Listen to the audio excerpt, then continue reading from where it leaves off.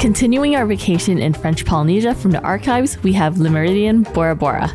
This one is interesting because it technically doesn't exist anymore. They've since shut down, renovated, and are relaunching as a Westin in the summer of 2024. One big favor before we dive in is to give this video a thumbs up and subscribe if you like content like this. Sometimes you have to experience the old product to fully appreciate the new one. I have very high expectations for when we visit the Westin later this year, since the new general manager has experience with revamping Marriott properties, and the marketing director comes from the St. Regis Bora Bora. Although some specifics may have changed, the breathtaking views, the vibrant marine life, the turtle sanctuary, and the unmistakable sense of escape are still there. Towards the end of the video, I'll explain why I think they shut down, but you can be the judge. Maybe we are being a little too harsh in our review, but we did talk to a few guests on property and we all had the same conclusions.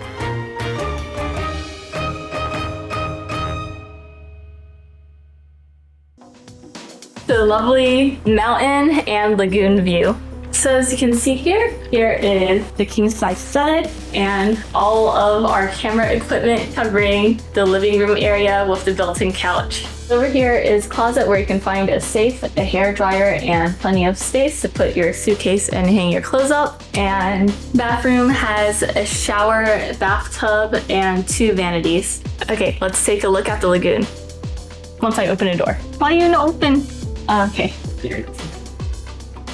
So on the patio section, there are 2 chairs where you can relax or sunbathe. Oh, woo!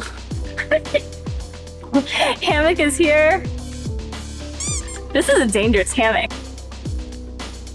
Behind me is the chapel, so I think it looks better than the regular Overwater bungalows if you're looking to get some pictures. So I think the hack would be to swim up and take pictures on the deck. We've seen a few people just like hang out on the deck here and pose as if it's an Overwater bungalow because it looks bigger and the actual square footage of the deck is larger than the real ones. It's currently low tide, so you can see the water usually comes up to here during high tide, and the worm-looking things are sea cucumbers, in case you're wondering. On the right side is the wine bar, and then also the French restaurant with the view of the lagoon and the mountain. Looking at the Westin's website, I'm excited about the renovations. The revamped rooms look more open, and the property is going with a lighter and more modern color palette. And that wraps up our tour.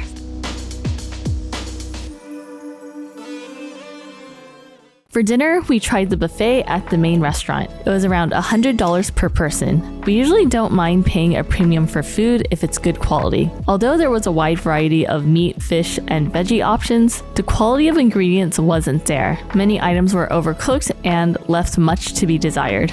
Maybe a bit rough, but this is how past Mandy and Sebi felt. Because like what? Food is like at most $10 more at St. Regis. And it was so much better though. That's the thing. Like so much better. This felt more like country buffet. All right. Worse than country buffet. Really? Yeah. The main issue is when a restaurant is charging Michelin star prices for mediocre quality food. The next day, we decided to give the food on property a second chance. This time, we went to the bar and ordered some cocktails, scallop and passion fruit tartare, and the pizza. The cocktails and scallop tartare were good. The pizza was a huge disappointment. That was like flatbread, kind of. Very thin crust. Yeah. What does it remind you of? Frozen pizza. Frozen pizza. After a series of overpriced and disappointing meals, we decided that we wanted to maximize meals and spend time at the St. Regis, especially if they were similar in price. We'll cover some more restaurants at the St. Regis later in the video. The other main issue was terrible service at Le Meridien. The employees looked miserable, and I think this was an overall management issue. Guests were barely greeted around the property, and it took forever to get any type of service. It seemed like you were the one bothering them just by being at the resort. How'd you like the food here? Oh my God, you were so right about the service. Right. Oh my God. Oh my God. We're leaving. Like, charge it to our room. We cannot wait any longer. Oh, that happened to her. She was like, I'm gonna leave if this. Asking 3 times for our We're like 45 after we eat. Yeah, we're like, the manager came over. She apologized. So she's like, wait for wine. Oh, that worked out. Yeah. I'm like, this is ridiculous. In contrast, although Le Moana, which we reviewed earlier in the Bora Bora series, is a 4-star property, the service was great. Employees seemed happy there and they were eager to help guests out. I'm glad there's a new management team in place and hopefully employee morale has changed for the better. The property itself was beautiful and had some of the best views of the mountain near the Overwater Bungalow side. There's a beach with an equipment booth where you can borrow snorkel gear, kayaks, and stand-up paddle boards. There was a chapel with lagoon access that had amazing views, and you could rent it out for events or have a private dinner. If you wanted an afternoon coffee, the concierge lounge had a coffee station, and right next to it was a gift shop and game room. One of the highlights of the property is the turtle sanctuary. As of 2024, it's still there.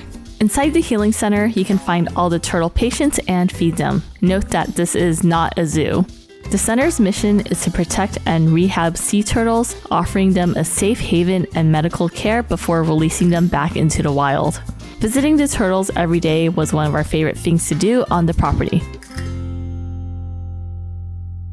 If you're curious about checking out the St. Regis, Le Meridien, and the St. Regis are Marriott Bonvoy properties, so they're sister hotels. There is a complimentary shuttle that goes there throughout the day if you have a dinner reservation or a lunch reservation. So I have our swimming gear here, and we are going to spend the rest of the day at St. Regis.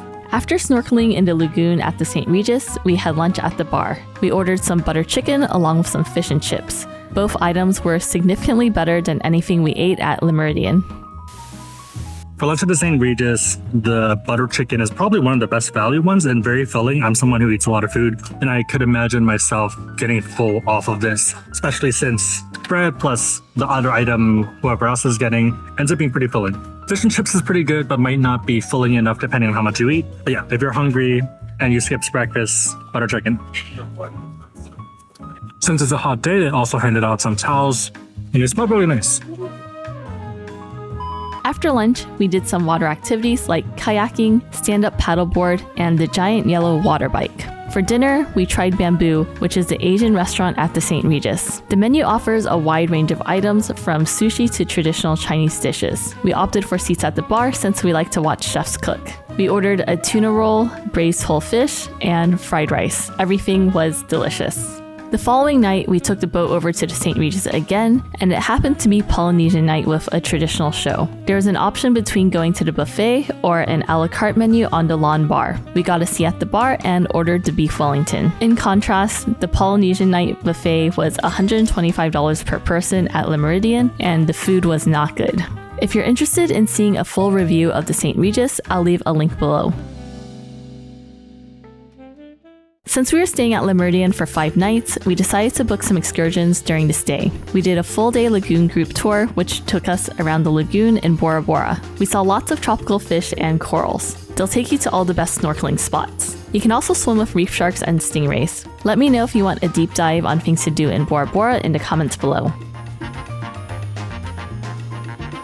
Hey everyone, it's Mandy, and today we are at the Le Meridien and doing an Overwater Bungalow tour. Let's go. The Overwater bungalows had the same layout as the beach rooms. The main difference is that there was a glass floor and each room had a patio deck with a winding staircase that goes into the water. At the time, they mentioned only 2 of the classic rooms near the land didn't have the clear glass on the floor due to the reefs. I'm not sure if that's still the case after the renovations. As mentioned earlier, the rooms will be completely different when the Westin opens, and I'm excited to check them out. Okay, so why did they shut down? I think a big issue was the brand identity. Le Meridien is known for their focus on local arts and culture. Design-wise, it's supposed to be modern and chic and just more bespoke. Despite having one of the best located hotels, for us at least, it didn't really exude the Le Meridien brand. It felt very much like a big chain corporate hotel. I think this review from TripAdvisor is literally exactly the same as our experience. St. Regis is a little bit more expensive when it comes to a room rate, but in the end, when we summarize our stay, we realized we paid almost the same exact amount at Le Meridien. So you had a hotel where the reality didn't meet expectations. If you were looking for luxury, you'd opt for the St. Regis. So it just didn't really fit into their game plan as well. From another review, in terms of the room and facilities, the St. Regis and Four Seasons were on a completely different level than the Meridien. There's simply no comparison here. The primary visitors to Bora Bora are American, Australian, Japanese, or European. In the US, a lot of normal people don't know the Le Meridien brand, while the Westin is more familiar. It looks even worse for Japan, where sometimes that's flatlined. For Australia, it's a bit better. For Europe, it's obviously broad, so it is well known within France, but it's not like the Westin is unknown. Looking at the UK, Westin wins again. Speaking from our trip, a lot of people didn't even know Le Meridien was part of Marriott, so to change to Westin makes sense. On a brand perspective, it's also a bit easier. The Westin is focused on wellness and rejuvenation and targeting people who prioritize health and well-being. The branding is dramatically different from St. Regis, that's more luxury focused. A huge benefit is that there is a turtle sanctuary, and that's focused on protecting and rehabbing sea turtles, which ties into wellness. Also, I can see them marketing meditating or doing yoga on the deck and staring at the mountain, and that would probably do really well. So yeah, this helps Marriott have a more distinct footprint for Bora Bora, the customers are happier, and the property gets a major overhaul as well. Looking at the pictures online, I'm excited to go back this year and check it out. The default standard room on points bookings is an Overwater bungalow. If you made it this far in the video, leave a drink emoji in the comments below and I'll try to heart and respond. My question to you is, what are your thoughts on the old property? And of the Bora Bora series so far, which hotel and room would be your top pick? Let me and everyone else know in the comments down below. See you in the next one.